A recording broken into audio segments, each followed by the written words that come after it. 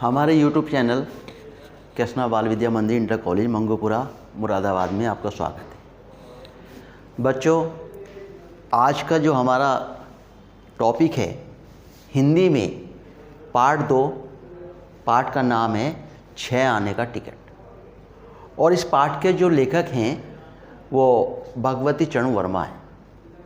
भगवती चरण वर्मा हिंदी साहित्य जगत में बड़े सर्वश्रेष्ठ लेखकों में इनका नाम गिना जाता है। हिंदी साहित्य के पूर्व सेवा की है। इनका एक संक्षिप्त परिचय मैं आपको बता दूं। नाम भगवती चरण वर्मा। जन्म की बात करें 30 अगस्त सन 1903। कहाँ पर? उन्नाव जनपद के शफीपुर गांव में इनका जन्म हुआ था। इन्होंने अपने साहित्य जगत में जो रचनाएं की जो पुरस्कार प्राप्त किए, सन 1961 में एक उपन्यास लिखा इन्होंने, भूले बिसरे चित्र।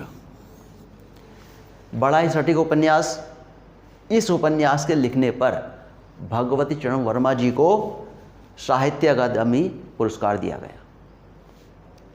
सन 1971 में इनको पद्म भूषण का भी पुरस्कार प्रदान किया गया। रचनाओं की बात करें, रचनाओं में मधुकण, प्रेम संगीत, मानव रंगों से मोह। इन रचनाओं में वास्तव में इन्होंने समाज को बड़ी एक नई दिशा, बड़ा ज्ञान का भंडार के रूप में उनको प्रेरित किया है। मृत्यु 5 अक्टूबर सन 1981। 5 अक्टूबर सन 1900 को भगवती चरण वर्मा जी का देहांत हो गया। अब बच्चों, ये तो था इनका भगवती चरण वर्मा जी का संक्षिप्त जीवन परिचय। अब इनके द्वारा जो लिखित पाठ है 6 आने का टिकट, मैं उसका सार आपको एक संक्षिप्त रूप में समझा रहा हूँ। श्याम किशोर जो थे वो एक संपादक थे।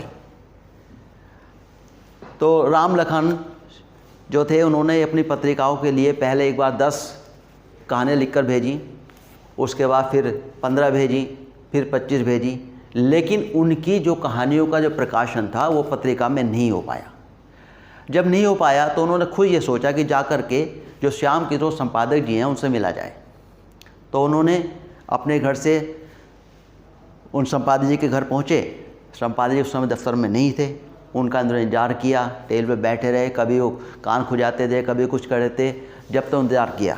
बाद में श्याम किशोर जी वहाँ पर आए। उन्होंने उनसे कहा कि भाई आप कौन? उनका परिचय मांगा। उन्होंने साहब मैं राम लखन हूँ और मैंने आपको पत्रिका के लिए कहानियाँ भेजी थी, लेकिन उनका प्रकाशन है, इसलिए मैं आज 25 कहानियों का प्रकाशन लेकर आपकी सेवा में उपस्थित हुआ हूँ। तो उन्होंने कहा कि ठीक है भाई। उनका परिचय उन्होंने जानने के बाद फिर उन्होंने कहा साहब मेरे की रहने की व्यवस्था की जाए। तो उन्होंने जो है एक धर्मशाला में उनकी रहने की व्यवस्था की वहीं पे, लेकिन खाना जो चाय पानी की व्यवस्था थी वो उनके घर से जाता था। अगली सुबह उनका मन हुआ कि भाई छुट्टी है, चलो कलकत्ता शहर घूमा जाए। तो उन्होंने कहा कि भाई ठीक है। उनके पास केवल एक ही टिकट था। उन्होंने कहा कि भाई जब वो टिकट कंडक्टर पैसे लेने आता था तो उनकी तरफ को मुँह देखने लगते थे। तो उनका खर्चा भी उन संपादक महोदय श्याम किशोर जी को ही उठाना पड़ा। कई दिन तक वो रहते रहे। कई बार ट्रायल पे घूमने गए, उन्होंने कलकत्ता पूरा घूमा, सुबह शाम हो गया, और जो भी उनका खर्चा वगैरह था वो संपादक महोदय जी को ही उठाना पड़ता था।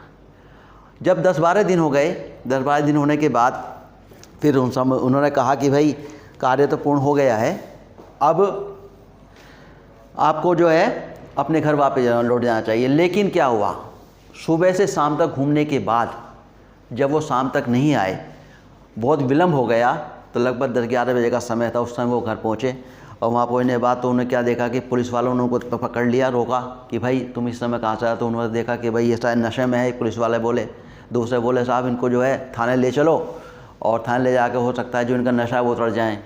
तो इसलिए पुलिस ने क्या किया, उनको थाने ले कर के उनको पकड़ा और थाने में ले आई। थाने में ले आने के बाद फिर उन्होंने कहा कि मेरे यहाँ पर रिश्तेदार हैं, जो 10-15 दिन पहले मेज़ लेकर आए थे और वो बिना टिकट के ही आए थे यहाँ पे, मैं उनके इंतजार कर रहा हूँ और 10-15 दिन के बाद जैसे वो आएंगे मैं चला जाऊँगा। लेकिन संपादक ने ये बात नहीं मानी। उनको समझा बुझा कर के लिए उनको घर के लिए प्रस्थान किया गया। बच्चों, ये इस पाठ का थोड़ा सार था जो मैंने आपको एक संक्षिप्त रूप में बताया। आप इस पाठ को पुनः अपनी पुस्तक में सावधानीपूर्वक पढ़ेंगे और जो इस पाठ के प्रश्न उत्तर हैं, जो उसकी व्याख्याएं हैं, उसका मैं PDF के माध्यम से आप तक पहुंचा दूंगा। शायद आपको समझ में आ गया होगा।